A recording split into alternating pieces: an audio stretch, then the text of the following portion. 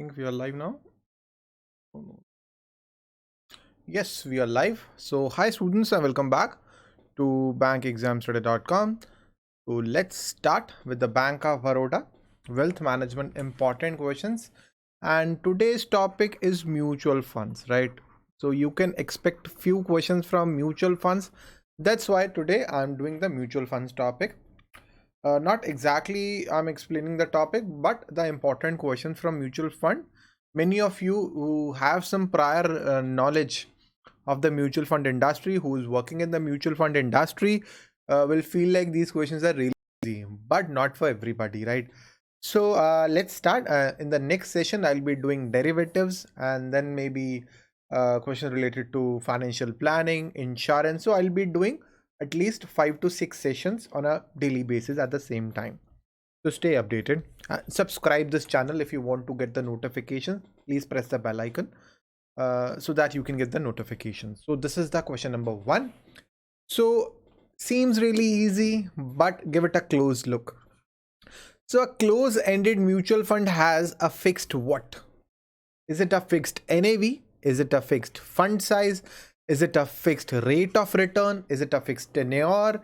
Or is it both B and D? I mean, really easy. See students, there are two types of funds, the open-ended and the close-ended. Okay, two types of funds, open-ended, close-ended. See, in the close-ended fund, there is a date up to which the AMC, they can offer their funds for the subscription. But in open-ended, there is no such case.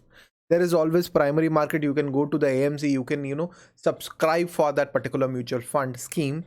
But in case of a close-ended, there is a specific date after which you cannot subscribe for that particular fund. And then there is a fixed tenure. There is a fixed tenure. If you have seen, I have seen few close-ended funds. Actually, many mutual fund AMCs, they do this thing. Most popularly, there is ICICI's close-ended funds are there. This is the most popular one. They'll the most of the times the tenure is like 1192 days. So that's a kind of tenure they are having. Before that particular point of time, you cannot take your money out of this fund. But there is a secondary market. You can sell that fund in the secondary market. But again, there will be a lot of problems in selling it in the secondary market because there are no buyers. So suppose if I want to buy the mutual funds, I'll go to the AMC, I'll buy the open-ended funds because I want to buy the open-ended funds. Why would I buy the close-ended fund in the secondary market? Because there are no buyers for a close-ended fund. So you need to sell your funds at a lower price. Okay, so that's a case. So the first point is a tenure.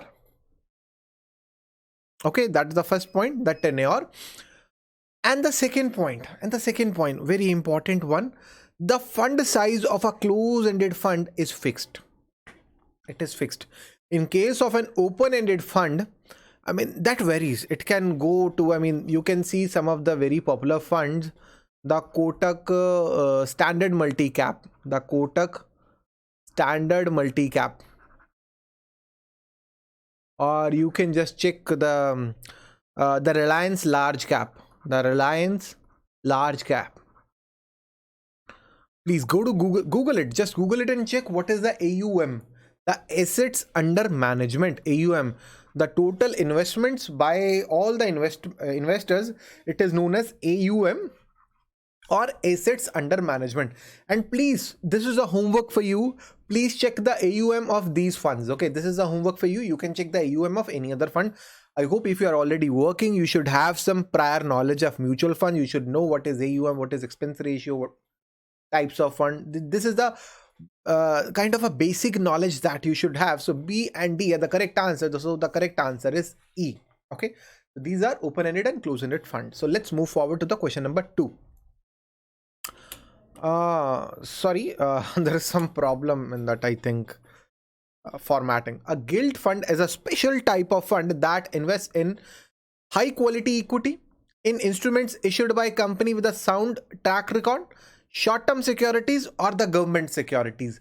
A fund is a special type of fund that invests in government securities only. Sorry for the formatting issues, but sorry. So a gilt fund, it invests in government issues. Many times the students, they confuse the gilt with gold.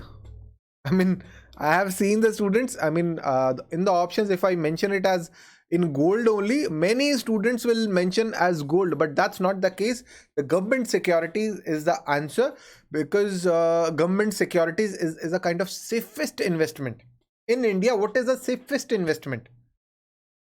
What is the safest investment? The short-term government bonds, the T90 bonds. See, even if any bank, let's say tomorrow the IDBI bank, it just goes bankrupt, or let's say any SBI goes bankrupt. I mean, let's take an example. Okay, but do you think RBI is going to go bankrupt, or government of India is going bankrupt? In case that's a last resort, that's not going to happen. But the government of India, it has a you can say what should I say? The government of India is obviously way more stronger than commercial and PSU banks. Okay, they can take money from IMF, from World Bank. They can sell off the PSU. So they have a lot of sources. They can impose higher tax in case they are going bankrupt. They can impose more taxes. They can take loans. That's how the government of Pakistan is doing. They won't go bankrupt. They'll start taking loans. They'll increase the taxes. So that's what they are going to do. So government securities is the correct answer. So of the following types of funds, the highest risk is associated with what? Again, there are formatting issues again and again. Sorry for that. It's all almost everywhere. But sorry for that. It's live now. So of the following types of funds, the highest risk is associated with which type of funds? See, student, what are balanced funds? In balanced fund, the money would be invested in equity, stocks, and debt. Okay. In gilt fund, this is the safest because the money is invested in the government securities. Equity and debt fund, it's totally debt. Equity growth, it is totally most of it is equity. So equity is obviously more risky. It is riskier than debt. In debt, it is clear that you are going to get 8% or 9% or 10% return. It's not fixed how much return you are going to get in equity. I mean, let me tell you about my portfolio. I lost 8% in last year. In 1 year of my portfolio, I lost 8%. That's how it is. In 2017, people made 50% in a year. In 2016, I think, people made like 10% in a year. And 2014, people lost 20-25% a year. So that's common. So equity, it is riskiest. So C is the correct answer. Okay. The question number 4, when interest rate rise, the bond prices. So what is the relationship between bond price and interest rate? Really interesting, students.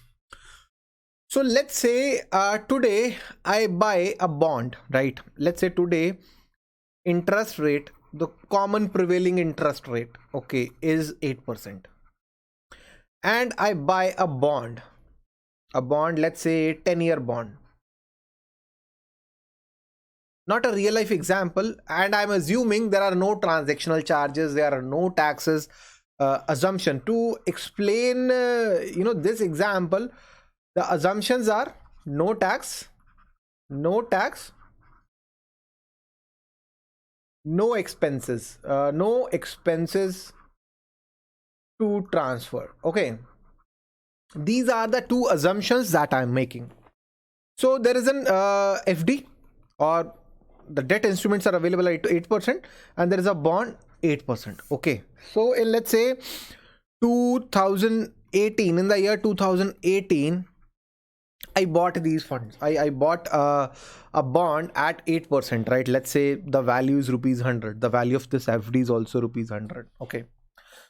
In 2019, let's say the interest rate, this interest rate, it falls to 7%. Let's assume interest rate goes down from 8% to 7%. In 2018, I was getting, by investing rupees 100, I was getting 8%, 8 rupees. But in 2019, by investing rupees 100 in an FD, I'm getting 7 rupees. But in case of bond, the interest rate is fixed for 10 years. I'm still getting 8 rupees. I'm getting 1 rupee, 1% more than the market rate. So what will happen? So if interest rate goes down, the value of this bond, it will go up. So its value, it will become 101, around 101, right? Its value will go up. So everybody is getting 7%, but as I am the owner of this bond, I fixed 8%. I just, I bought the bonds in 2018 and I'm going to get 8% for next 10 years. I'm getting 8 rupees, 8% interest.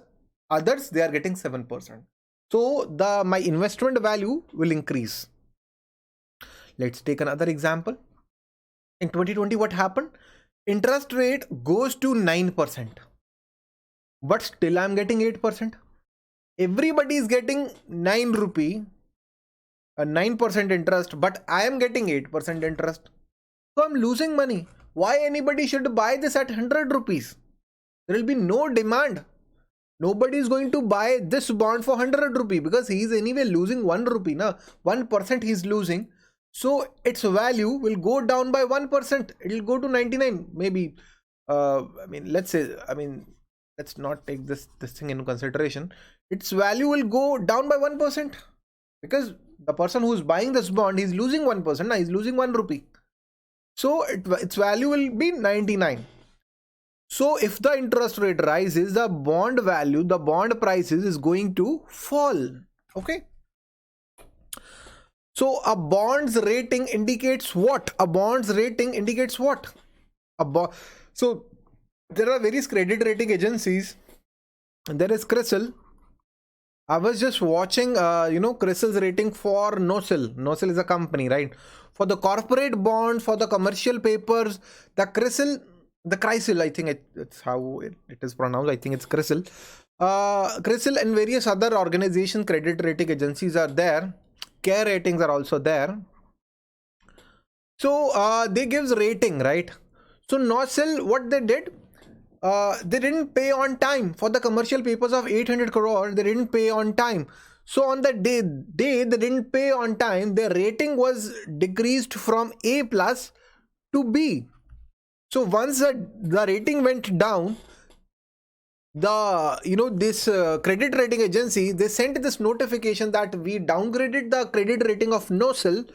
I think it's not NOSIL or Natco Pharma. Let's just assume, I think it was NOSIL only. Once its credit rating went down, the CRISIL, they sent the notification to the stock exchanges. And the stock exchanges, once the information went to stock exchanges, it went into news, and people started selling its shares because they started feeling like the NOSIL, they don't have money to pay back its debt, right? So that's the purpose of credit rating agencies. Okay, so the bonds rating, it indicates that what? It's default risk. The company, they can commit a default. Indian mutual fund industry is a well regulated by whom? Who regulates the Indian mutual fund industry? Who regulates the Indian mutual fund industry? Is it RBI? Is it SEBI? Or is it the issue company? Who regulates the Indian mutual fund industry? It is the SEBI. SEBI regulates the Indian mutual fund industry. SEBI determines the maximum cap on the expense ratio. SEBI just recently, I think not recently, in 2018, the last quarter of 2018, SEBI decategorized It actually categorized the mutual fund, which is a very important circular. Students, if you are preparing for this exam, there are two circulars. One is categorization circular. I made a proper video and I uploaded that on YouTube. And the second one, the expense ratio. Sorry for that. I prepared two proper videos on these two topics, the categorization and the expense ratios. Please go through them. Also available, this one is available in the course. This one is available for free. Please check them. Really important for the exam.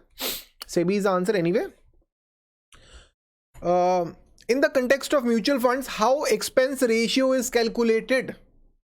How expense ratio is calculated? This is really important. How expense ratio is calculated? Is it expenses divided by average weekly net assets? Is it expenses divided by average monthly net assets? Or is it expenses divided by total assets? This is not the answers anyway. So most of the students, they'll be confused between these three options anyway. So it is expenses divided by what? Very important question. It is average weekly net assets. A is the correct answer. Average weekly net assets. So that's how the expense ratio is calculated. Even many distributors of mutual funds, even the people who are working in mutual fund industry, maybe they are not aware about this. So for your information, the correct answer is A. For a scheme to be defined as an equity scheme, it must have minimum. Obviously, I mean, 35% is not the answer. Most of you are, interested in A, B, C and C. D is anyway rejected. Okay, eliminated. C students, most of you should be, doubtful about A and B. So if money is invested in US or out of India, I mean, that is not considered as kind of equity investment, right? So 65% in Indian equities, that is the correct answer. 65% in Indian equity. Okay. SWP. What is SWP? See students, let's say I invested a lot of money, right? Let's say I want to withdraw that money and the market goes like this. The market goes like this. Okay. And I want to withdraw my money. So if I withdraw my money here, I lose a lot of money. Even if I withdraw my money here, I'll make a lot of money. But that's not my goal. It's very difficult to time the market. So instead of withdrawing all the money at once, what I am going to do is I'll do as there is SIP, systematic investment plan, in which money is invested on a specific date. In SWP, the money is going to be withdrawn on, let's say, 1st of every month or 10th of every month, or there can be a weekly SWP, right? So here on these points, the money is going to be withdrawn, right? I can withdraw the money within a span of 6 months, 1 year or 2 year, whatever it is. Okay. So what is a conservative balanced fund and how much money a fund manager can invest in an equity? So now, according to the new categorization notification of a balanced fund, a conservative balanced fund, in a conservative balanced fund, obviously, less money is to be invested in equity than debt. In aggressive balanced fund, more money is to be invested in equity, as the name suggests. In conservative, more money is to be invested into debt. So as the name suggests, how much money can be invested into equity? It is 10 to 25%. You can also answer this question by elimination method. Anyway, do that. Otherwise, it would be very difficult to crack this exam. In an index fund, the fund manager is mandated to invest at least how much in securities of a particular index. So there are various funds. For example, there is Nifty. Nifty 50 index is there. There is Nifty Junior. There is Sensex. Nifty Junior recently launched by, this fund investment 50 to 100 funds. Top 50 to 100 fund. It is by HDFC, UTI. Many funds are there, right? Many AMCs are there who have the index funds. So how much money to be invested into an index fund, into the stocks of an index? It is 95%. It is 95% of the money you got from the investors. You need to invest that back in the market, in these funds. Rest of the 5% that can be in debt or in cash or whatever, right? So students, these are students of the Vijaya Bank Credit Officer 2019 course who have been finally placed. So Mati Sagar Anand Royal Ravi, he's from Ludhiana, a close friend. Kanav Aroda, he's also from Ludhiana, so I know them personally as well. So these are our students who finally got selected and who finally got their training letters for the Vijaya Bank Credit Officer 2019, and these are our students for Bank of India Credit Officer 2018 who finally got the selection, right? These are the students. She's from Ludhiana, and she's also, I mean, there are many students who are from Ludhiana only. So these are the students, are recent selections in that credit officer level exams. So we also have a Bank of Baroda Wealth Management course, and in case you need a proper course, if you want to streamline your preparation process, we have proper video classes, notes, and the test series. Everything is available on Bank Exams Today's mobile application. You can also go to learn.bankexamstoday.com if you are on a mobile, if you are on a desktop or a laptop, go to learn.bankexamstoday.com. If you have an Android device, go to Bank Exams Today's mobile app. On iOS, as of now, we do not have an application. And in case there is any doubt in your mind, 906720100, that is my personal number where you can call me and ask any doubt about the course. So that's all for today, students. Thank you and have a very nice day. Bye. And please subscribe the channel. That's really important for me and for you as well.